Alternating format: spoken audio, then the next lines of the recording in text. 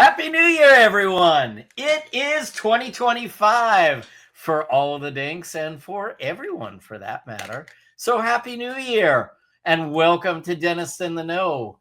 This is Humpday Happy Hour. This is your backstage pass for current trends, politics, and education in the dental world. It is live and it is usually over a cocktail. My son made me one of these cool Dentist in the Know mugs, but unfortunately it just has tea in it because it's dry January and I am partaking. Well, at least until the Aspire event at the end of the month. So it's half dry January, if you will. Anyway, we are so excited to be back with you. We've missed you. We've got a really great show tonight. We thought we would start by just talking about some of our goals in dentistry for this year. I know, technology is on everyone's mind. We'll touch on that. JB's got some news for you. We got all kinds of great stuff. It's just so great to be back with you, back live again, and talking dentistry and geeking out over a cocktail. Anyway, I do this with two of my best friends in the industry, Dr. Chad Duplantis and Dr. Jennifer Bell. Dentist, we are all business owners. We are all educators, and our job is to bring all of you in the know.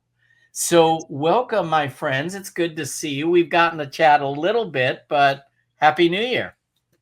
Happy New Year, everybody. Gosh, has it already felt like a whole year in just 8 days? Or is it just me? It really has. 8 days. 8 days a week. Only 8 days. You know what I can't believe? This is going to blow your mind. 4.5 years. Since COVID? Since we started doing this. Which was because of COVID? Which was because of COVID. Yeah, but everything doesn't have to be about COVID, JB. Oh, okay. Yeah. So stop making it all about COVID. Noted. I had eliminated that from my entire vocabulary. That word doesn't even exist to me. Yeah, but in dental terms, COVID is the biggest anatomical landmark of our lifetime. Yeah. What now? I would say that COVID is the biggest anatomical landmark of our lifetime. Is it anatomical? It is now. Am I delayed? Am I missing something? No, just stupid. What am I missing here, Chad? I'm trying to bring it to dental terms. I'm just saying that COVID is pretty much the biggest landmark of our lifetime. And in dental terms, yes. it can be an anatomical landmark. But everything in our lifetime now revolves around COVID. I do reference it as a term. Like, was that before? Like, it gives me some benchmark of time. Was it before COVID or, oh, no, wait, that was after COVID. Like. Yeah. Anno COVIDii. Yeah. I like that term. That'll work. All right. God, we're already on a weird tangent. I don't know how that happened, but so guys, what a cool time. We haven't talked for a couple of weeks. Here's what I want to know.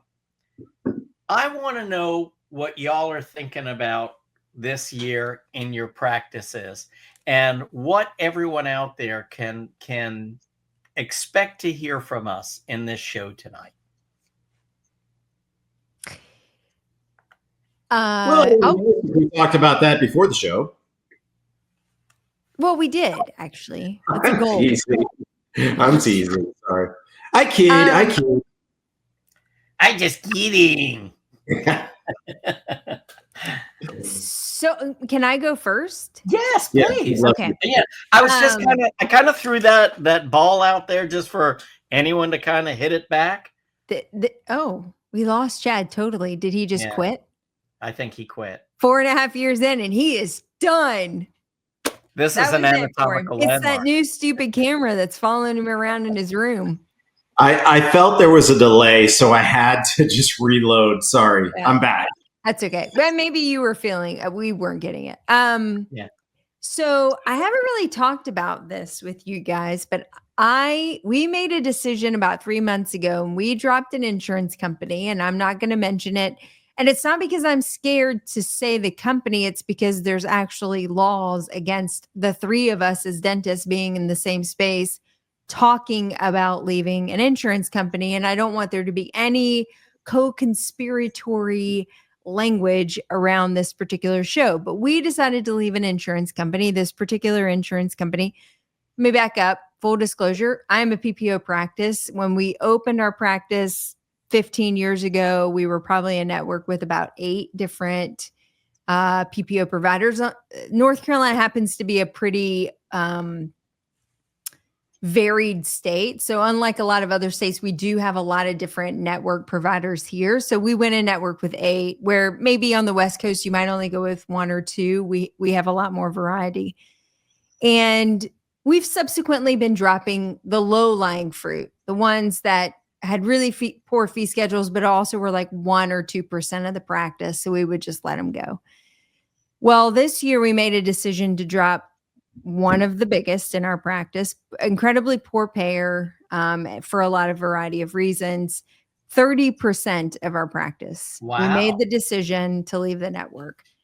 So when you ask me about what I think for 2025, I think for me personally and for our practice, I think we're going to actually start to build the practice of the people who want to be there, who continue to choose us because of the commitment we have to them, the journeys we're walking with them, the time we spend getting to know them and trying to dial in and be available when they need us. And we'll lose a lot. We've lost a lot. We've transitioned out a fair number of patients, but it tells you a lot about how they value you as a service, and also whether or not they see dentistry as more of a commodity or not, which is fine. There are plenty of patients that see it that way. So it's going to be an interesting journey for us. I'm really actually very excited about 2025. I think it will be a new, fresh perspective on how we do business, how we take care of people. And I'm honestly kind of hopeful that the compression of the demand of managing that many patients sort of alleviate. I know that sounds very ungrateful, but our practice had become so big and so demanding because we were in network with so many people that it started to kind of become a juggernaut. Like you felt like every day there might be 7 to 10 limiteds that were going to pick up the phone and have an issue. And you just can't work them in without totally screwing up the whole day, which was basically every single day in practice. So I'm really excited about 2025. I think we have a lot of really great key people in place, which over the last 4 years, we'll say post Schmovid, we've really struggled. We had an incredibly stable staff for a long time, and we've gone through a pretty big transition over the last 2 years of some key personnel. And so I really think we finally built a good team. I think we have some clarity of vision of where we want to go. We were brave enough to take a really big step, and it may totally blow up in our face. So I'll give you a final report in December. But I can tell you, as we're transitioning patients out every single day, and I see the inactives going up at the top of our schedule, so it might be anywhere from 5 to 10 patients a day that we're transitioning out of the practice, the production hasn't moved. If that's a testament to anybody who's thinking about leaving their in-network status, we're going to have a better January in 2025 than we had in 24. So just food for thought. When you ask what I see from a professional perspective, I'm actually really excited. I think 24 sucked. I think it sucked for a lot of people. And I think, although I feel like there's a little bit of a hangover from the holiday, and like we're really kind of very slowly moving into 2025, I have a lot of optimism for this year. I may feel very differently in December, but I'm really actually quite excited about what the year may hold. I love that.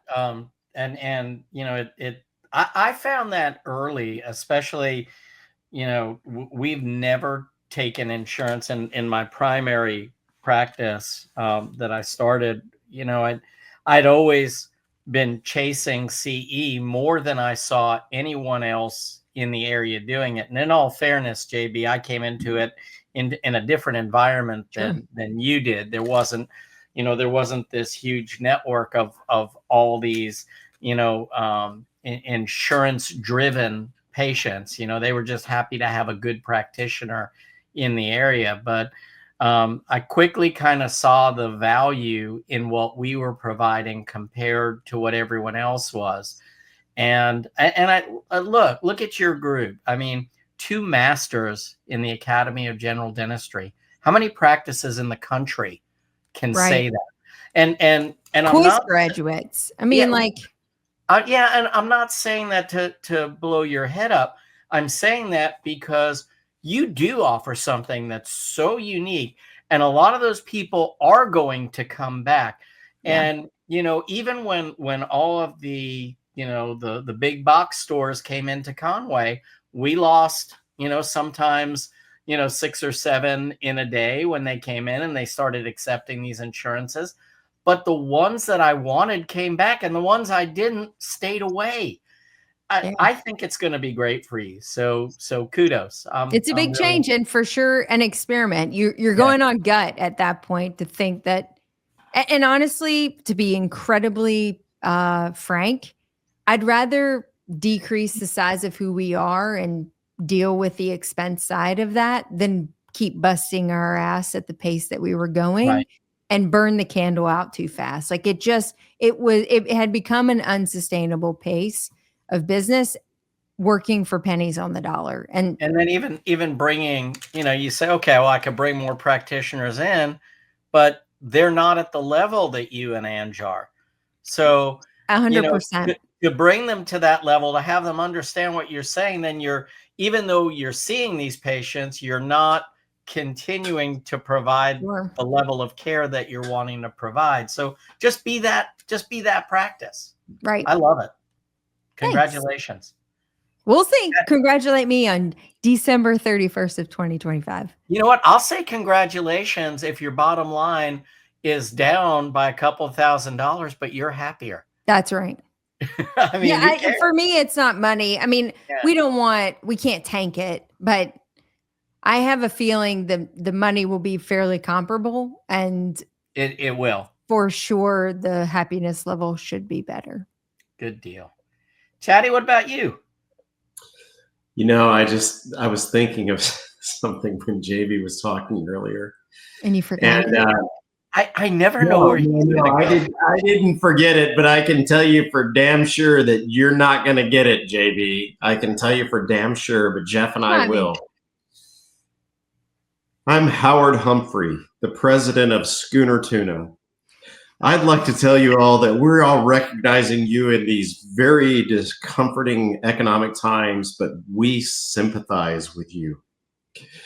With that being said, we're going to drop X insurance company, and we're going to become the best damn dental office there is, because we're 2 masters and we know what we're doing. But no. Should we run that as a commercial now? Yeah. Schooner Tuna, Jeff.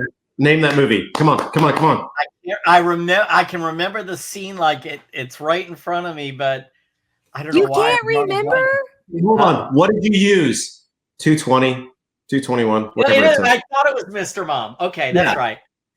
So the thing is that I totally can relate to JB, and I'm sorry I went off on a tangent, but like when you went there, it was like you ought to send this message to your patients, because there is so much power in what you said that you've got to drop it. And while you're doing the news tonight, I'm going to pull up and we're going to discuss a Facebook post that I saw today that I think is very valuable for a lot of dentists that are contemplating this exact thing.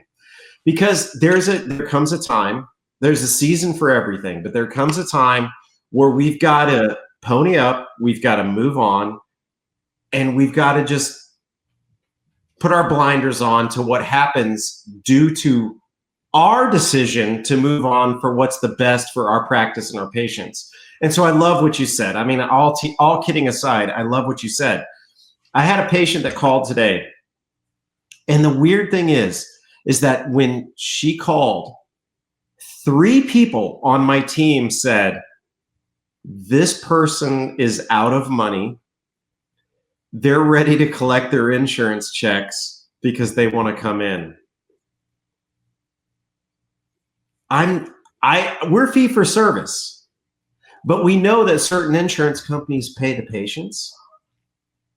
And so we know why these patients like to come in, because you know what? We'll never see that payment. And I'm done playing that game. I'm ready to start writing dismissal letters to Do you collect? May I ask a question as a newbie? Because up until now, all the insurance companies that we've dropped still did assignment to benefit. So we could still file the claim, the check still came to the office. But this particular company that we're leaving now will be sending the checks directly to the patient. So our policy is we'll be collecting in full for the service, and you can get your reimbursement check. And, which has been a very clear-cut line of those who want to stay versus those who want to go. Yeah, don't do otherwise. That would be a mistake. But I'm guessing from your comment, you must still work somewhat within that parameter of asking them to bring you the check, maybe, or we're fee for service. However, there are certain insurance companies that pay the patient, which I don't understand how it's legal, but it is. Mm-hmm. Okay. Maybe in the state that they operate out of. I'm just going to leave that there. However, it's very disruptive to a dental practice because you have various classifications of patients. You have honest, you have ignorant, and you have dishonest. Right. Okay. A lot of the people are very honest and they'll bring that check right in. A lot of people are ignorant and don't understand why the hell they got the check. Right. And there's a certain classification as a minor subset of people that it's like, oh, the insurance company paid me to go to the dentist. Well, I'll be damned. I'm going back tomorrow. It happens. So our new policy is, and it should have been our policy all along, but we've been very forgiving and very accepting. And that's just the way we built our practice. But I'm done. I'm done. So those people with those policies, they will be required to pay up front. And, the thing is that you're going to know the ones that kind of dig their heels in are like, you know what? You know me. I've done this forever. Okay. It's going to be obviously a case by case, but our policy is going to be you pay up front. We've gotten burned a few times these past couple years. It's been very disheartening. And I don't get the mentality, but it is what it is. Well, you're actually losing money on that too. Just the burden that it puts on your team to try to keep collect up with all that kind of stuff it's unfair. It's unfair. You either do or you don't. And, everyone, asks, and you can't run a business like that. You cannot run a business like that. And the one thing that holds true is that no matter what, we still have to conduct ourselves business-wise in a smart manner. We can't make ourselves the bank. We can't make ourselves, collection agencies and all these other things. We can barely handle doing the dentistry and keeping all that together. And then you start adding on these other things, these other tasks for people. And it just doesn't make any sense. You almost end up having to pay an extra person just to chase insurance payments and chase patients. There's no way the patients you will lose will outweigh the benefits of just doing it, just collecting what you need to right away.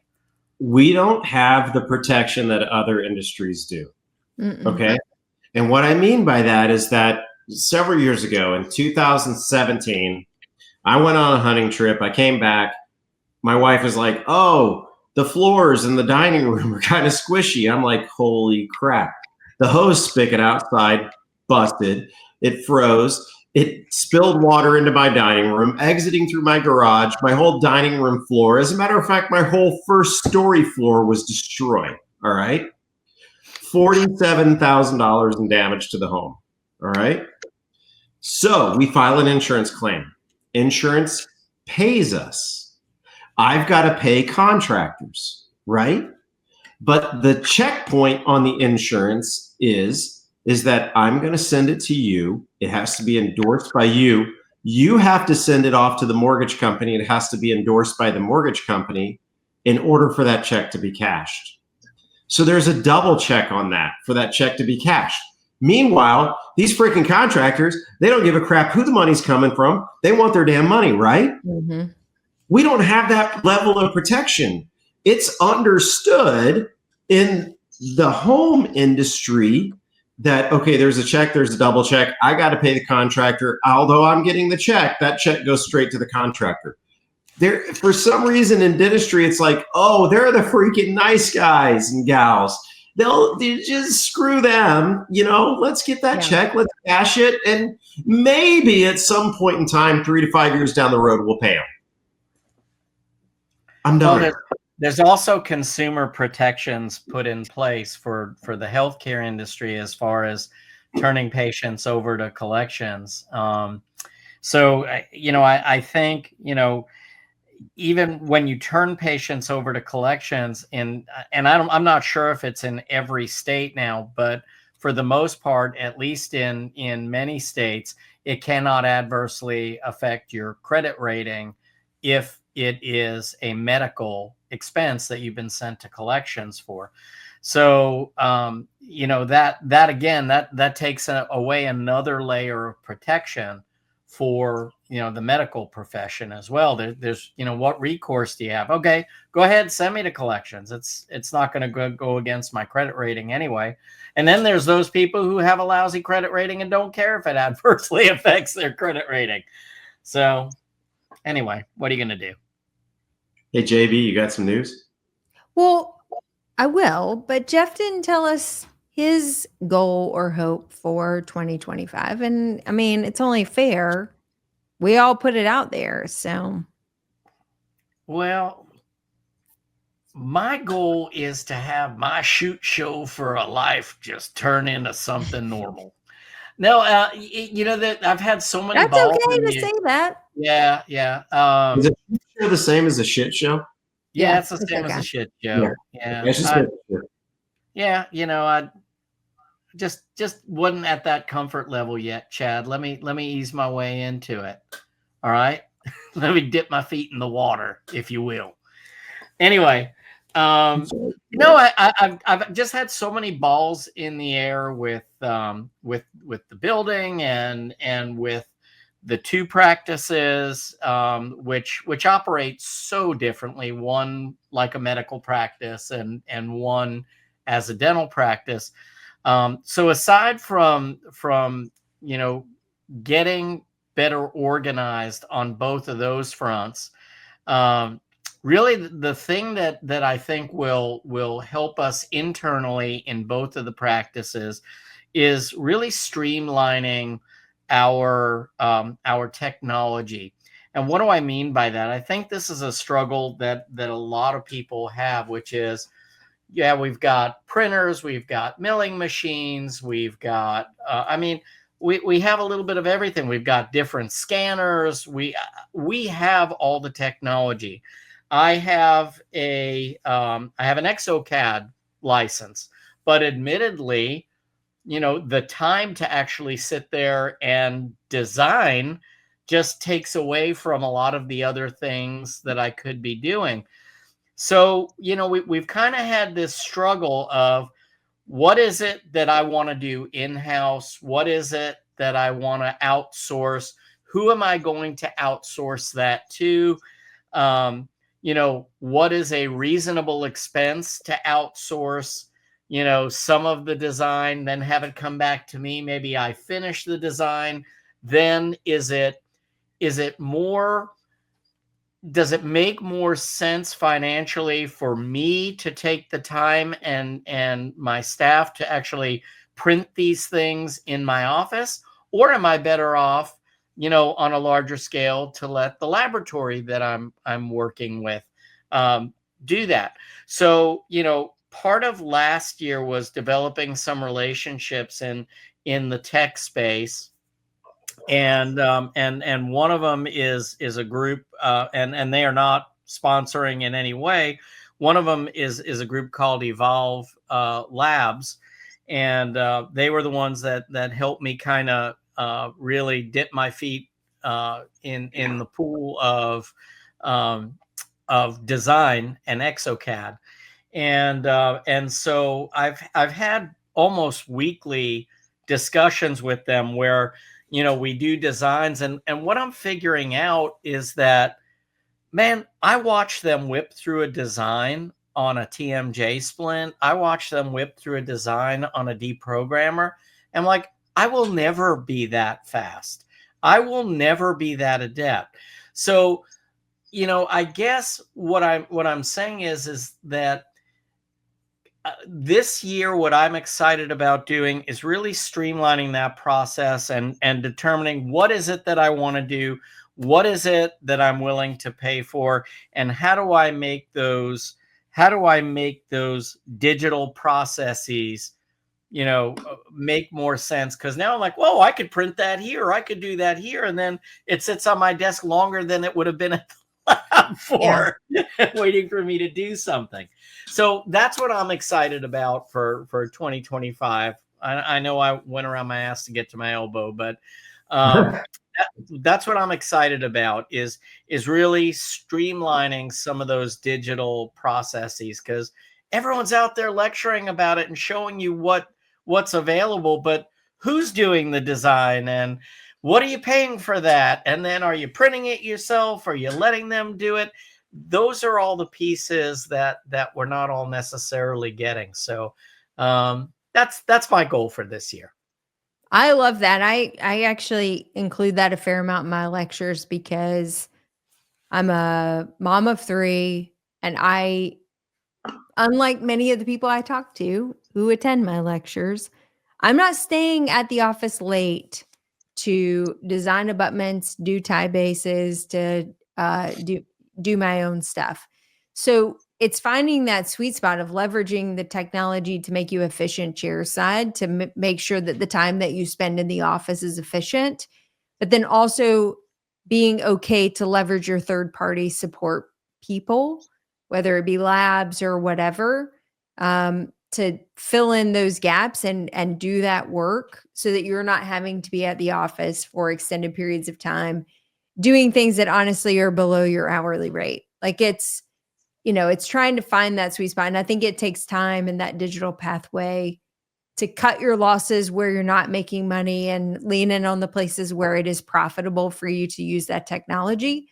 And then regardless of what I've found, just doing digital saves me money and time. Even if I use a third-party person to do all of those steps, it's still faster and more economical than me doing many of the analog techniques. Oh, for sure. Depending on UPS to get it there on time, all of those ancillary pieces. So I applaud you, Jeff. I think we're all still struggling to find that sweet spot between what do you keep in-house? What do you send out? How do you leverage those investments to make sure that when you sit down with a patient, you are optimizing your hourly rate, doing the things that you're good that only you can do, and then delegating those other tasks out to those who can do it faster, cheaper, better, whatever. One of my favorite sayings is, just because you can doesn't mean you should. I know. And I'm guilty of the same. Yeah.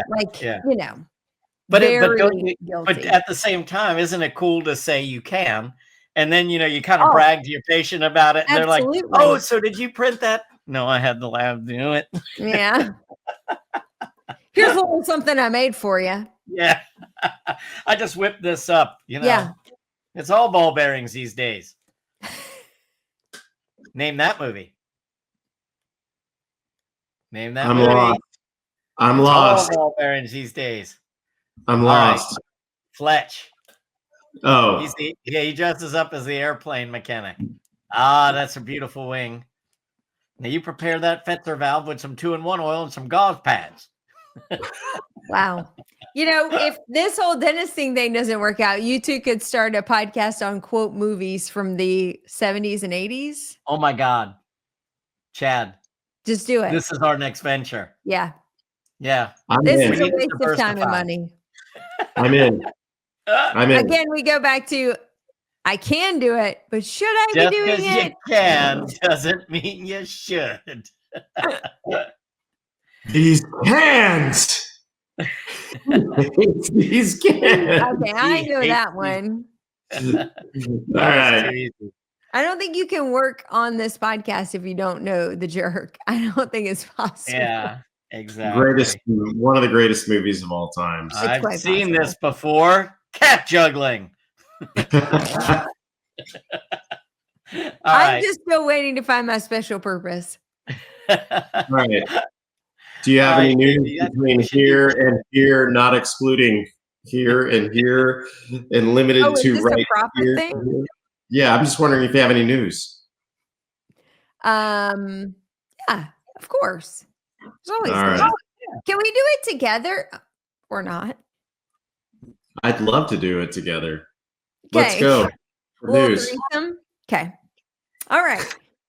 Because in this particular news segment, like nothing's earth shattering, no major. The one thing I will say as a quick update, if we go back 2 weeks ago, the Corporate Transparency Act, which we've now talked about 4 times, I think, on the show, it's still in limbo. It looks like now January 13th is going to be the requirement. Pretty much anyone who owns a business, subsidiary businesses, small side hustles, anything that's registered with the government will ultimately probably have to file this, but it's now been extended again until the 13th. So if you want to voluntarily go ahead and do the paperwork, fine.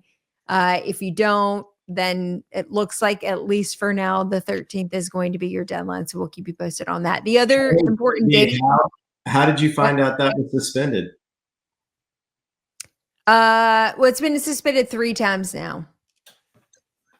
So one was your accountant because it came out of Texas.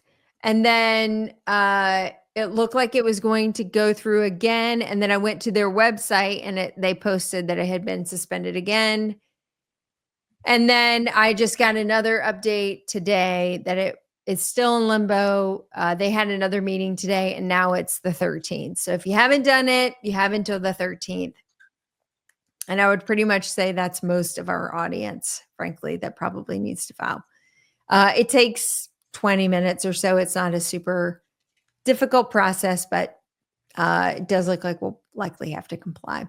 The other important date that I wanted to mention that should be out there for the masses, the CDT code comes up every year. For those who aren't familiar, there's a group of individuals called the it's the Code Maintenance Committee. And they get together once a year to review all the CDT codes that have been proposed for change, modification, or new codes. These codes can originate really from anywhere. I mean, any individual or entity can submit recommendations to the Code Maintenance Committee. That's a small arm of the ADA that manages the CDT process.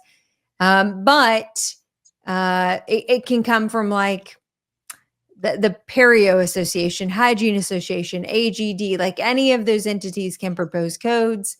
Then they all get together, debate over whether or not there's validity in the recommendation, but it can also be modifiers and changes on existing codes. It's kind of a cool process. Obviously, it's how we get paid. So it is a process that we should stay engaged in, because if you're passionate about a service or a procedure that you don't have a CDT code to attach to that particular item. For instance, Jeff, you'll be interested. We're talking PBM this year. And looking at some CDT codes for photobiomodulation, which haven't existed before.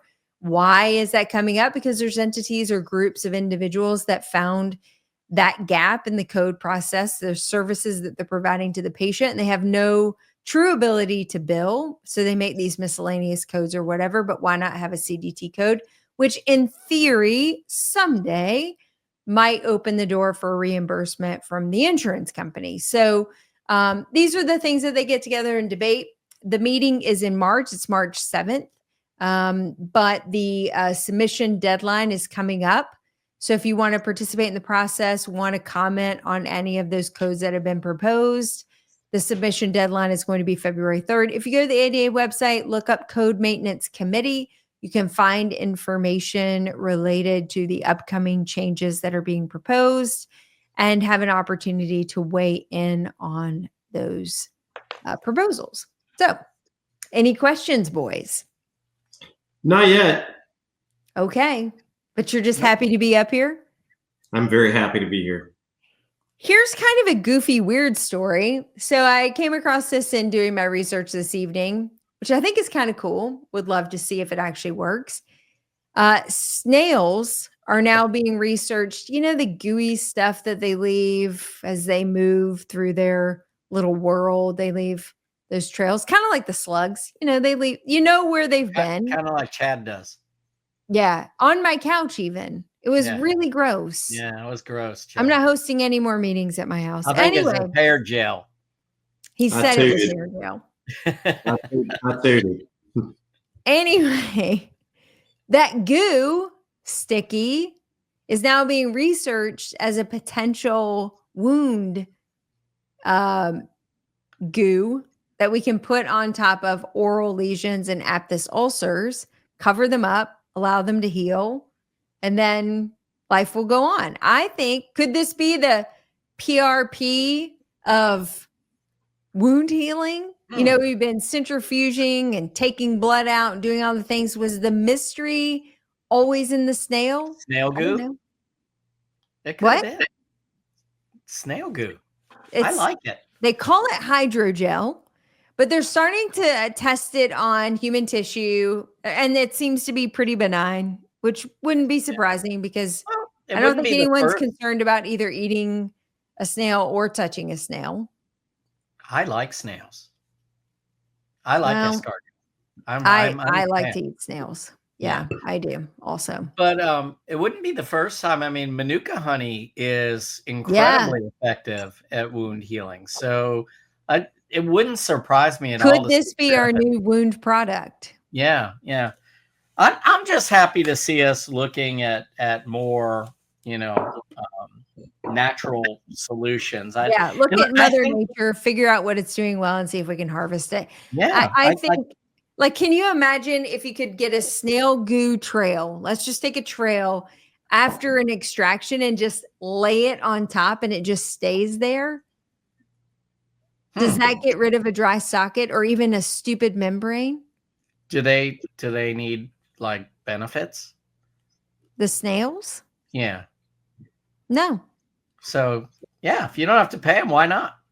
And you may not even really be harming them. Just letting them do what they do, and Just let them do what they do. it's like bees. Just you goo around here, and we'll catch the goo. We'll be building snail hives. I think this is interesting. I can't wait to hear my what new this is. side hobby. Okay, Yeah. well, I'm going to work on that. I'll look into that. But there was one last story, and I only want to bring it up because I kind of was trying to put myself in that situation and think, oh, what would you? Anytime I read these stories, I'm like, oh, what would you do? Actually, two stories. The first was a cyber attack. It was a dental practice in Indiana that's just agreed to pay $350,000 for failure to report a cyber attack. Now, let me preface this by saying this all started with a lawsuit that was filed because there was a patient who wasn't pleased with the expediency at which they received their records. That then opened up Pandora's box of an investigation, and then ultimately highlighted the fact that this particular practice had a breach, didn't disclose it, and 17,000 patients were exposed. Their HIPAA information may have been compromised. They had a cyber attack that was not malware, but a ransom attack, which required them to pay money and all this kind of stuff. And they didn't report it. Okay, fine. So then I'm thinking, gosh, in the world that by the way, our government just got hacked yesterday, 2 days ago. Like bazillions of records and information was leaked about American intel and American citizens.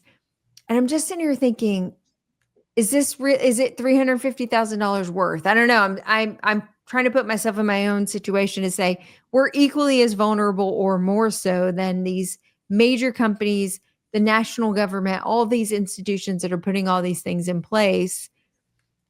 And they're equally getting attacked.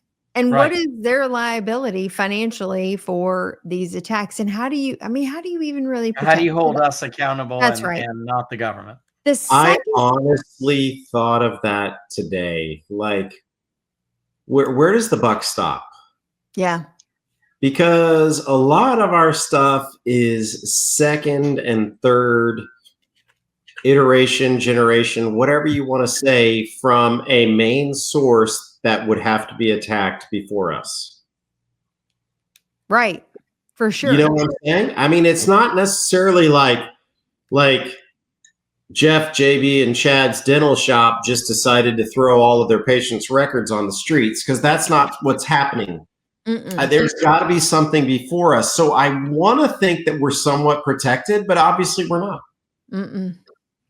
And the second story, which was maybe weirder, these two doctors in California, maybe, I'm going to pull it up, opened a practice using an illegal name. They tried to open the dental office with the real names and were denied because they weren't dentists. Then they went and filed using someone else's identity, who was a licensed dentist, and opened these practices. They have multiple associates working, all this stuff. And now they're facing an $11 million lawsuit because, or whatever, liability, insurance fraud, because they were operating without an approved license because they were using a fake name.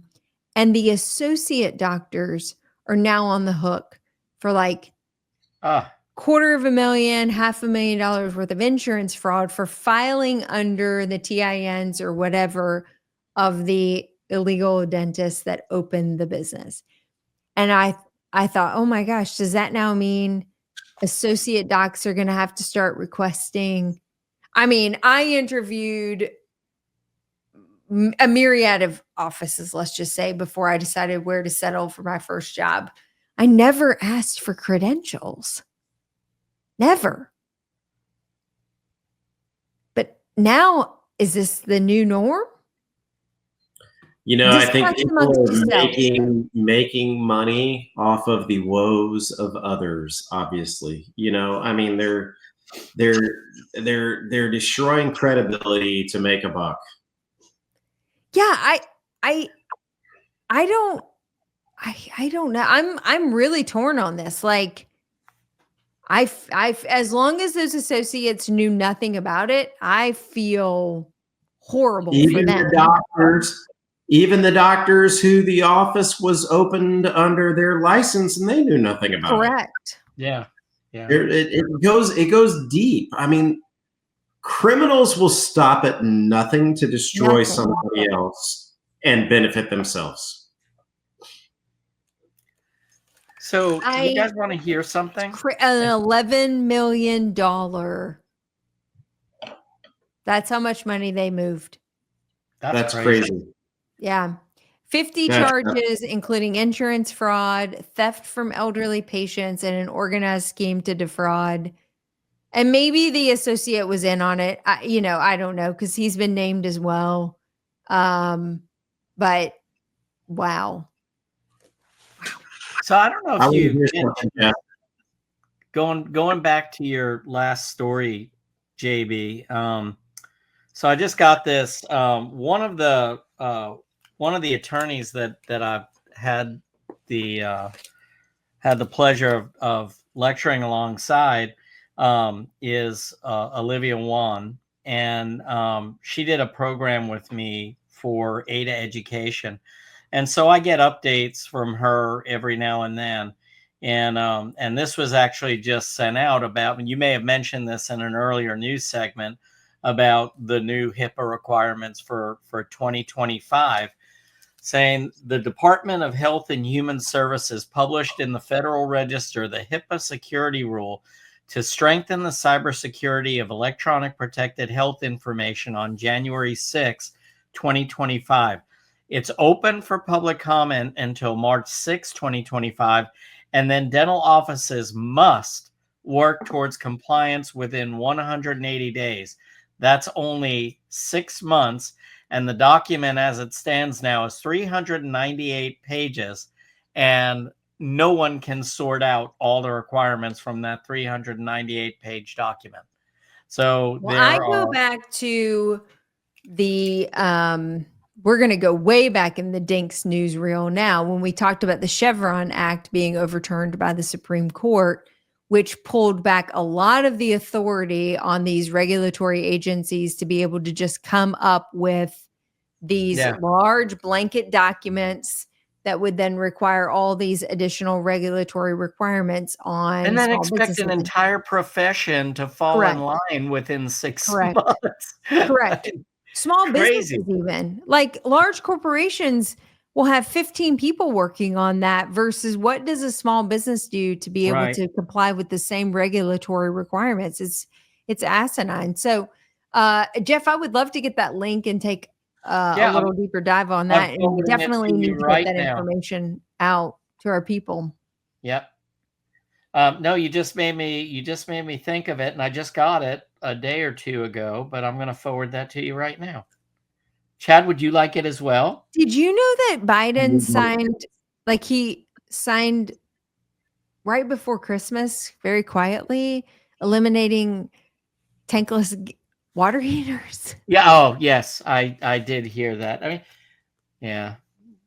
Don't get me started. I have one. I really like it. So I hate to see him go. Yeah. Don't get me started. I love the tankless water heater. I think it's the best invention since the thermos. That's a bold statement. Yeah. Thermos is pretty good. Sliced bread wasn't a contender. No, sliced bread, I don't think that was as big a deal as everyone makes it out to be. But it has become the thing. I know, but it's also easy to slice bread at home. I like to look up the origin of those things to figure out. Like, it was probably some marketing guy back in the 60s. It's always some marketing guy back in the 60s that said, "Do you know?" Yeah. But if you think about it, I want everybody to think about this for a second. Think long and hard. If you've ever been over to Europe, they don't have white bread. They don't have wheat bread. They don't have sliced bread. They have good homemade bread or house-made bread, and it's very different over there. Puts their hand on and cuts for themselves. Sliced bread. I mean, when I was over in Germany at the beginning of December, the conversation turned to bread. Their perspective on Americans' bread is pretty interesting. So I do believe after that conversation that sliced bread really is a thing, Jeff.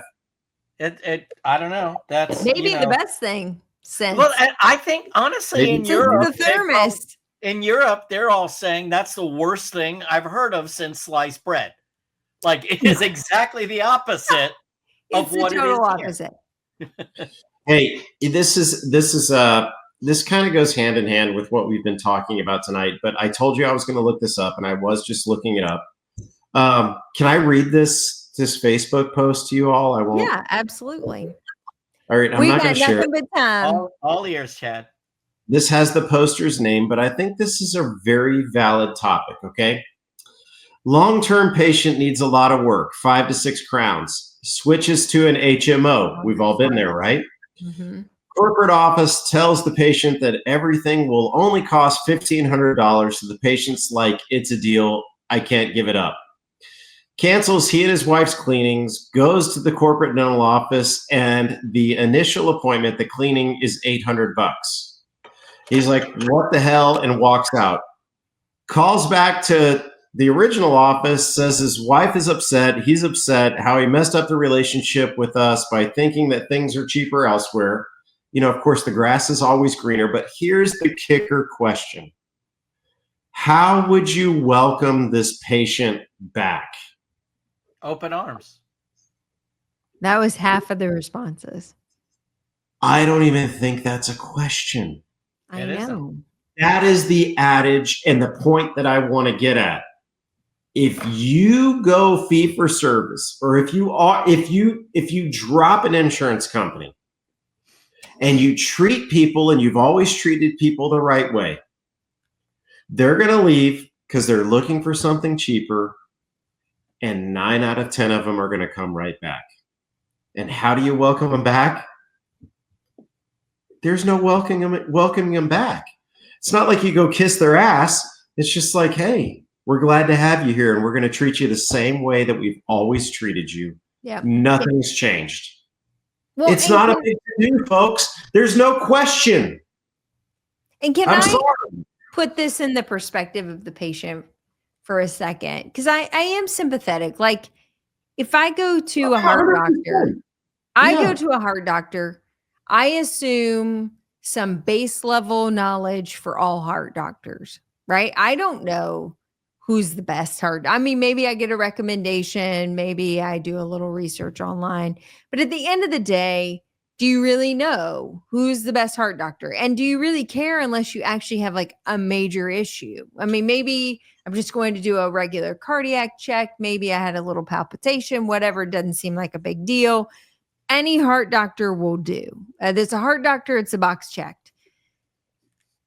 Unless you've had a heart doctor and you've been to that heart doctor and they cared for you and they loved you and they provided you great service or whatever, but for whatever reason, they drop your insurance company. So in fairness to the patient, you're gonna be like, a heart doctor's a heart doctor because it's all I've ever known is this really amazing heart doctor. I got to imagine there's 10 more of these amazing heart doctors out there who also happen to take my insurance. Right. I'm going to go find them. So they go off on their quest only to find that, in fact, we're not all cut from the same cloth, and every heart doctor is not the same. And we don't invest in our patients the same. And some percentage of them will come back. And I'm with you, Chad. Like, you don't need a red carpet. It's just like, welcome home. Glad to have you back. Like, there's no fanfare. I mean, to be honest with you, I also don't agree with what was kind of being hinted at in the post, which was, do I hold a grudge? Do I? Exactly. That's human nature. And we're guilty of it ourselves. How many of us within the profession say, well, a saliva ejector is a saliva ejector. So bingo, maybe I'll and I'm buy going it to from drop this company mine. in China. Exactly. Let's take it a step further. Okay. I'm guilty of it with the heart doctor. I'm guilty of it with the optometrist. Yep. I'm guilty of it with the lady that cuts my hair. We can tell. But when you switch from somebody that's high end and you go to Great Clips or Sport Clips or Haircuts R Us, you're going to lose a lot of what you had before. And so the thing is it doesn't take that much reeling out to reel it right back in. And there was never a, oh my God, I'm so glad that you saw the light and you came back. People realize the experience that they have if you create it for them. I will they don't say forget that it. They're not going to receive it elsewhere. To both of your points, like, put yourself in the same situation, not for dentistry, because it's obviously something we're passionate about, but any other profession, any other commodity. And honestly, now I think what's happening in medicine in particular is commodity and profession are getting kind of commingled together, where we and many others are now seen as commodities. Like, it's a checkbox. I got to go see my optometrist because I got to get my contacts, right? It's a box I got to check every year so I can have the thing. But heaven forbid I actually have a real problem. And if the relationship that I've built with the person sucks and they suck and they can't actually deal with my problem, now I've been investing all this time and energy into checking that box for 10 years only to find that they actually aren't very good at the thing that they do. They are really good at writing me a contact prescription, for instance. Yeah. So I can totally relate to the patient that went to try to find something better, went to try to find something that fit in their personal lifestyle or whatever. And I think we really have to humble ourselves to get over yourself just a hot second to say, you're not worth anything until that patient has actually gone and vetted that process to come back and say, you know what? I made a mistake. you're really great. I think you do a great job for our family, and I'd really love to come back. Like, have some grace about that and say, man, we're just so glad you're home. Like, That's it. Well, you know, prodigal son, for goodness sakes, Give right? them another chance, you know? we've trained a whole generation of patients now across the board in the medical professions where, you know, the whole corporatization of medicine has really trained patients to see us more as a commodity. And that's not just physicians. That is dentists, that's everyone. And what's given me such a unique perspective on this is, you know, having just the sleep TMJ practice where I don't do any dentistry at all. None of these, or I shouldn't say none of them. In my Myrtle Beach office, none of these patients start out as my patients. So where in Murrells Inlet, a lot of them are generated from my practice, my dental practice. In the Myrtle Beach office, where it is just sleep and TMJ, that is mostly a physician referral practice. And I've gotten a unique perspective in that I always ask everyone about the state of their dental health, who their regular dentist is, you know, what's their state of, you know, what's their overall dental condition? Is there any work? How do I communicate with your dentist? Blah, blah, blah. I've never gotten to have this kind of perspective before. And it is amazing how many of my patients I will ask, what is your dentist's name? And I would say 75% of them cannot give me the name of their dentist. Oh, it's so-and-so dental over on Farrell Parkway. It's so-and-so dental. Oh yeah, I used to see one guy and then they switched and now there's another guy. Yeah. But that's where I go is so-and-so dental. One of those. And that's what it's become. And patients seem to be okay with that. And I find myself saying, well, listen, you know, just to let you know, there's definitely differences in the level of dental care. I'm not questioning where you're going or anything like that. But should you have any concerns, you know, feel free to use me as a sounding board to, you know, to ask. But I do have to stay fairly neutral in that position. But I've been blown away. I never would have believed that number was, I would have never thought more than a third of patients couldn't remember their dentist's name. And it turns out that more than 75% don't know their dentist's name. You go back 20 years, every person knew their dentist's name. I want to put a small disclaimer on this statistic. What's the percentage of your patients over 65? Huge. Do any of them have Alzheimer's? I'm just saying, like no, I'm joking. It used to be, you know, I've seen Dr. Rosenblum for the last 20 years. He's taken care of me. There's none better. He's world renowned. I would never go anywhere else. It's gone from that to, I don't know, it's some guy over at so-and-so, you know, on International Boulevard Dentistry. And, you know, it changes and they're okay with it. We've trained a generation to think like that. But the sad part is that those same people will probably never tell their regular dentist that they went to someone to treat their TMJ or a sleep issue that is also another dentist, because they don't perceive value in the profession as a whole. Yeah, I don't know, Chad. I mean, a lot of my referrals, you know, the dentists actually encourage them to come to me now because I'm not offering any general dental services. So a lot of those are actually, you know, great with it. And I'm the only real resource in our area for someone who has a true TMJ problem. But I'm just saying, I'm just amazed at the number of patients who say, I don't know, it's whoever sees me that day. And I just go, you know, I belong to this corporate entity and it's whoever sees me that day. So do any of them ever come in and say, I see this guy in Murrells Inlet called Jeffrey Horowitz? And you're like, that's me, such bro. a doctor. Such a doctor. That's me. I'm that guy. Yeah. Such Yeah. an amazing doctor.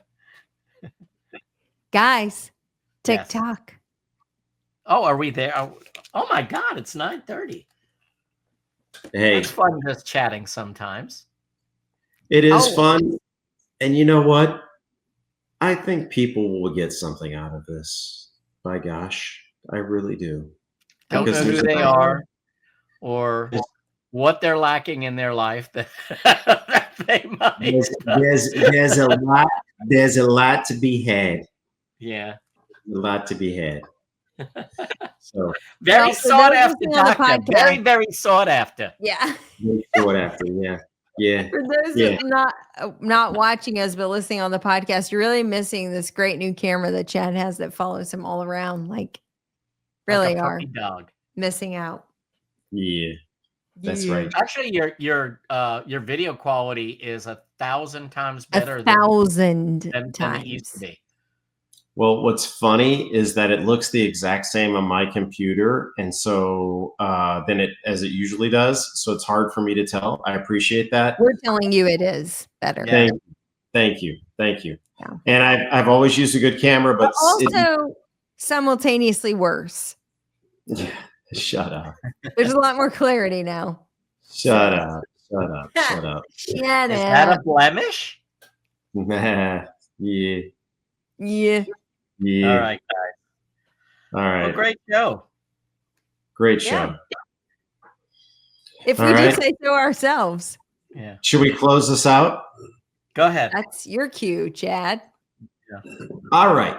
Well, since we were talking about a lot of these things, I'm going to close with a story tonight. So on the 26th of December, the day after Christmas, my wife told me that my daughter had an optometrist appointment. So we went to the optometrist appointment, and it was at 1:40 the day after Christmas. And so we walked in. Lady at the front desk looked up like she just pulled her cigarette out of her mouth and said, "Can I help you?" And I said, "Yeah." I said, "We're here for my daughter's 1:40 Can I appointment." help ya? Yeah. She says, "What's her name?" I said, "Ava." She says, "Don't have you on the schedule." So, of course, at that point in time, I get pissed off. I pick up the phone. I call my wife. I said, "Hey, we're sitting here at the optometrist office. They say they don't have us on the schedule." And she's like, "I've gotten 3 text messages, 2 today." And I'm like, "Okay." So she sends me a copy of the text messages. I look at them and it says 1:40 on December the 26th, Ava has an appointment at the optometrist office. I show it to the lady, show her the phone. I said, "Here's the text messages. 1 came through on the 25th, Christmas Day, reminding us. 2 came through on the 26th, reminding us of the appointment, which was confirmed." I show it to the lady. She looks at me and she says, "As I told you, we do not have her on the schedule. That text message came from us. Don't know why. Have a nice day." Mm. I bring this up because that's one thing that I pride in our office, that if something like that comes through, we're going to do everything in our power to own it rather than everything in our power to disown it. We've talked a lot around this today, and from firsthand experience, I can tell you, do not be the person that offers that level of service. Do whatever you can to offer the best level of service and make it right. At least acknowledge the mistake, because we're all going to make them, and make it right. And those people, whether you discontinue their insurance, whether you continue their insurance, no matter what you do, they're always going to remember the experience that you had in your practice and that you always tried to make it right. So please, folks, try and make it right. Do whatever it takes to make it right. And in the end, you will win, and it'll come back and reward you big time. And So you'll with be that- very sought after. You'll be very, very sought after. So do Very. whatever it takes, but don't. Do whatever it takes to make it right. Treat the patients right. And I promise you the dividends will pay off in the end. Have a good night, folks. Good night, everyone. another podcast for Dentists in the Know. On behalf of Dr. Jennifer Bell, Dr. Chad Duplantis, and myself, remember that we've got a great profession, so let's make it a great day, Dinks.